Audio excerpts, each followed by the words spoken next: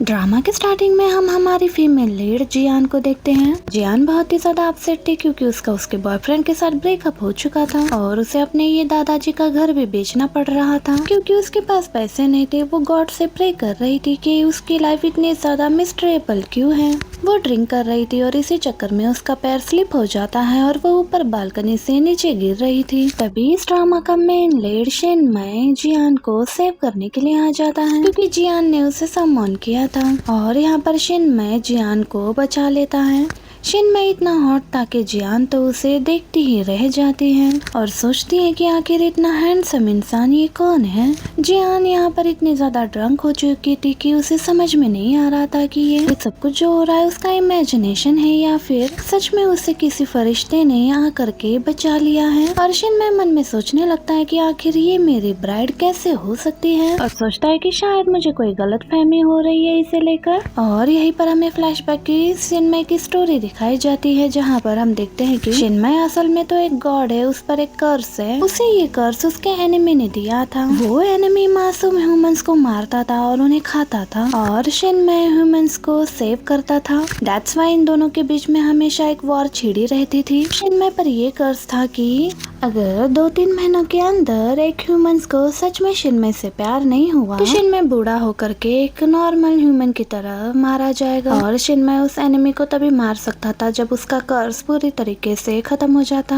और अब शिनमय को अपनी ब्राइड को ढूंढना था। उसकी ब्राइड उसे सम्मान कर सकती थी, ये पहला सबसे एक अहम क्वालिटी था उसके अंदर। जब वो गिर रही थी तब उसने सम्मान किया था कि गॉड आकर उसे बचा ले, इसलिए शिनमय वहाँ पर पहुँच गया था। दैट्स वाई शिनमय को ऐसा लगा था कि हो सकता है कि जियान उसकी ब्राइड हो, लेकिन अब जियान को देखकर शिनमय को ऐसा लगता है कि मेरी ब्राइड तो ऐसी फुद्दू हो ही नहीं सकती और कहता है कि ये ह्यूमंस भी ना आखिर कितने अजीब होते हैं। हम देखते हैं कि शिनमय जियान को बताता है कि वो एक गॉड है, भी बताता है कि हो सकता है कि जियान उसकी ब्राइड है। तो ये सुनकर जियान यहाँ पर हंसने लगती है और कहती है कि क्यों मजाक कर रहे हो, रियलिटी में आ जाओ, ऐसा रियल लाइफ में बिल्कुल नहीं होता है। शिनमय प्रूफ करने के लिए पास में रखे एक ट्री को पूरा ब्लॉसम ट्री बना लेता है और उसमें से खूबसूरत चेरी ब्लॉसम्स की बारिश होने लगती है। यहाँ पर बुद्धू जियान को तो ये देखकर ऐसा ही लगता है कि इस तरह के इफेक्ट्स आखिर कहाँ से आ रहे हैं, क्या ये एडिटिंग इफेक्ट्स है या फिर कुछ और, फिर मेरा कोई सपना। लेकिन तभी खुद को वो पिंच करके देखती है और कहती है कि नहीं ये तो रियलिटी है। शिनमय की कर्स की वजह से एक प्रॉब्लम थी कि वो हर हफ्ते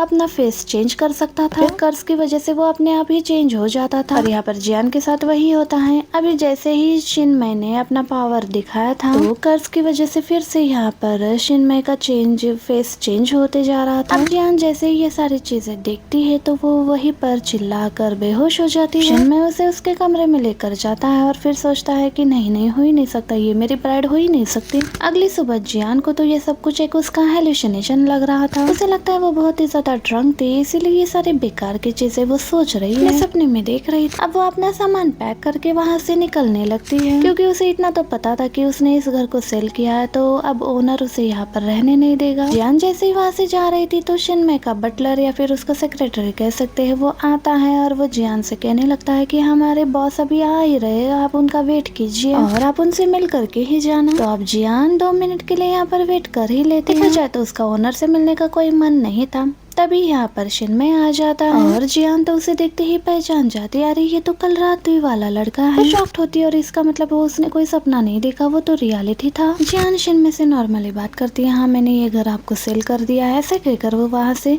भागी चली जाती है घर के बाहर। अब शिनमय यहाँ सोचता है कि कैसे तो करके इसे घर वापस लाना पड़ेगा, आखिर अगर सच में ये मेरी ब्राइड है तो उसे ऐसे नहीं जाने दे सकती। जियान वहाँ से निकलते अपने फ्रेंड को कॉल करती है, उसके फ्लैट की चाबी उसे मांग रही थी। फ्रेंड के घर की चाबी उसके बॉयफ्रेंड के पास था, वो बाहर गई हुई थी। वो कहती है कि वो चाबी उसके बॉयफ्रेंड से ले ले। तो जियान यहाँ पर थोड़ी देर अपने फ्रेंड के बॉयफ्रेंड का आने का यहाँ पर इंतजार करती रहती है। काफी रात हो चुकी थी, वो रोड के किनारे बैठकर उसके बॉयफ्रेंड का आने का इंतजार कर रही थी। वो इंसान वहाँ पर आता है जो कि उसके फ्रेंड का बॉयफ्रेंड था, लेकिन उस बंदे का इरादा यहाँ पर कुछ अच्छा नहीं था। अब जियान को यहाँ पर अकेला देख करके वो उसके साथ बदतमीजी करने की कोशिश करता है। वो कहता है ये जानते हुए भी कि तुम्हारी फ्रेंड यहाँ पर नहीं है, फिर भी तुमने मुझे यहाँ पर बुलाया, तो मतलब ये है कि तुम्हारा इरादा मेरे बारे में लेकर कुछ अलग ही है। जियान उस पर गुस्सा करने लगती है और उसे सिर्फ चाबी मांगने लगती है, लेकिन वो बंदा उसे कीज नहीं दे रहा था और बदतमीजी किए जा रहा था। जियान उसे एक थप्पड़ लगाती है और दूसरी तरफ हम देखते हैं कि जो शिनमय था उसका यहाँ पर फेस चेंज हो जाता है। वो पूरी तरीके से एक अलग इंसान बन चुका था।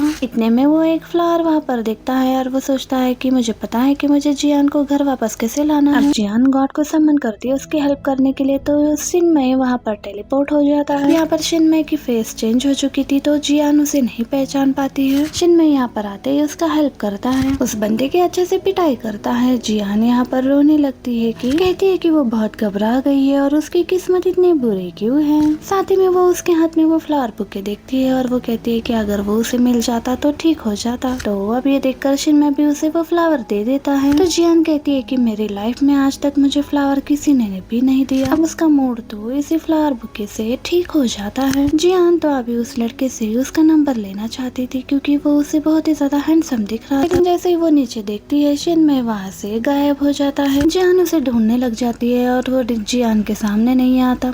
अब जियान यहाँ पर अकेले बैठकर सोचने लगती है कि अब आगे वो क्या करे। में शिनमय अपने असली रूप में उसके सामने आता है और उसे कहता है कि तुम चाहो तो मेरे साथ रह सकती हो। तो फिर जियान से पूछती है बदले में तुम्हें क्या चाहिए, क्योंकि तुम इस तरीके से मुझे अपने घर में रख रहे हो, ये घर सेल करने के बावजूद, तो और तुम्हें रेंट भी नहीं चाहिए। शिनमय उसे कहता है कि जैसे कि तुम्हें पता है कि मैं एक गॉड हूँ, तुम्हें बस इतना करना है कि जितने दिन तुम मेरे साथ रह रही हो तुम्हें मुझसे प्यार करना है और वो भी रियल में अपने मन में मेरे लिए फीलिंग्स डेवलप करनी होगी। तो जियान सोचती है ये क्या साइको इंसान है यार, ऐसा कौन करता है भला। लेकिन फिलहाल उसके पास जाने के लिए कोई भी जगह नहीं थी, इसलिए वो शिनमय की डील को मान जाती है। वो ये सोचते हुए कहती है कि कुछ दिन रहती हूँ और फिर देख लेते हैं क्या होगा आगे। और फिर वो शिनमय के साथ उसके घर जाने के लिए तैयार हो जाती है। शिनमय यहाँ पर उसे कुछ शर्त बताता है कि वो उसके कमरे में नहीं आ सकती। वो कहता है चाहे कोई भी सिचुएशन आ जाए लेकिन तुम मेरे कमरे में कभी भी नहीं आओगी। प्रॉपरेटिव एरिया जिसमें कि जियान की एंट्री नहीं है। जियान उसकी सारी शर्तों को मान जाती है। अगली सुबह वो बहुत खुश होकर उसके लिए ब्रेकफास्ट प्रिपेयर कर रही होती है। शिनमय को इनवाइट करती है। शिनमय यहाँ पर आ जाता है तो शिनमय भी यहाँ पर उसके ऑफर को मान जाता है। शिनमय उसे कहता है कि मैं एक गॉड और मैं ह्यूमन का खाना नहीं खा सकता हूँ।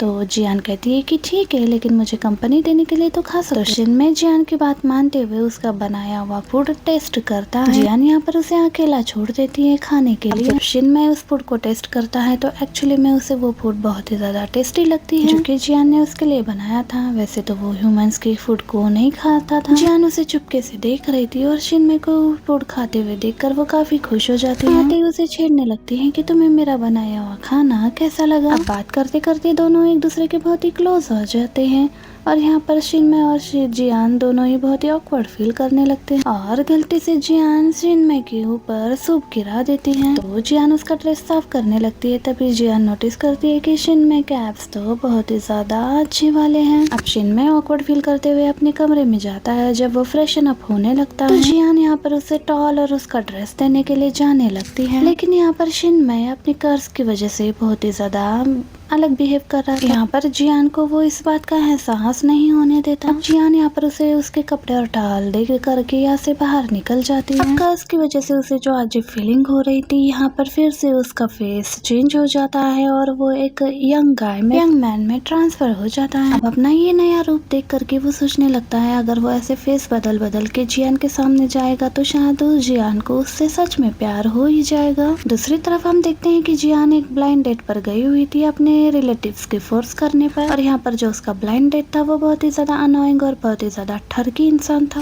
वो जियांग से कहता है कि मुझसे शादी करने के बाद तुम्हें बस घर में रहना और नौकरों की तरह घर के सारे काम करने पड़ेंगे। तो जियान उसे रिजेक्ट करते हुए कहती है कि अगर तुम्हें नौकरानी चाहिए तो तुम अपने घर पर एक मेड हायर कर लो, क्योंकि मैं ऐसे काम नहीं करने वाली। और उसे मना करके वो यहाँ से जा ही रही थी, लेकिन वो लड़का उस पर बहुत ही ज्यादा भड़कने लगता है और वो जियान के साथ बदतमीजी करने की भी कोशिश करने लगता है। इतने में शिनमय अपने नए आइडेंटिटी के साथ वहाँ पर आ जाता है और उस लड़के को अच्छे से सबक सिखाता है और उसे धुलाई करता है उसकी। जियान जब उस नए बंदे को देखती है तो वो देखती रह जाती है कि ये कितना ज्यादा हैंडसम और कितना ज्यादा हॉट है। उसने इतना ज्यादा हॉट बंदा अपनी पूरी लाइफ में कभी नहीं देखा। शिनमय उस लड़के की बहुत अच्छे से धुलाई करता है। जियान तो ये देखकर शिनमय पर बहुत ही ज्यादा लट्टू और इम्प्रेस हो जाती है और उसके ब्यूटी से तो वो खुश हो ही गई थी।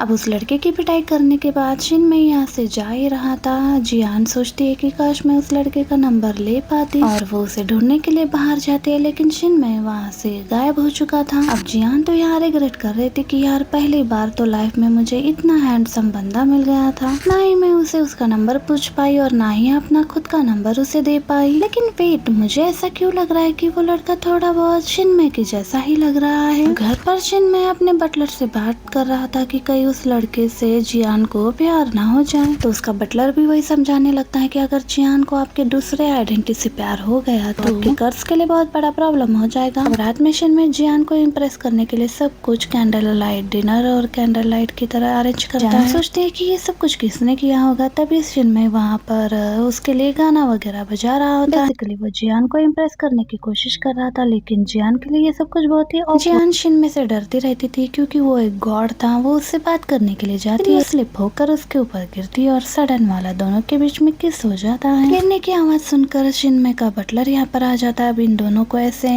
ऐसे रोमांटिक मोमेंट में इन्वॉल्व होता देखकर बटलर यहाँ पर ऑकवर्ड फील करके यहाँ से चला जाता है। तो यहाँ पर खुद ही बहुत ज्यादा ऑकवर्ड फील कर रही थी और वो शिनमय से सॉरी कहे जा रही थी। वो उसे बार बार सॉरी बोलकर फिर वहाँ से चली जाती है।